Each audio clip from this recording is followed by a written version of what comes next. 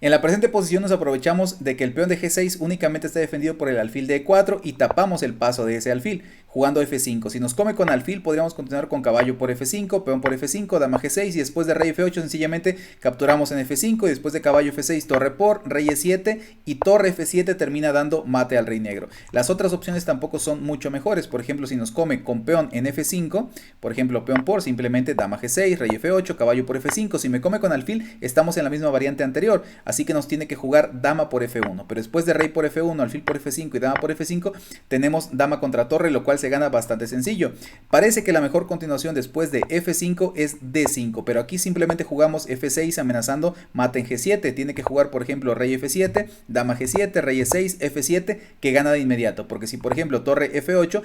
torre F6 jaque, caballo por, dama por y después de que el rey se quite nos comemos a la dama que estaba indefensa en A6 quedando completamente ganados.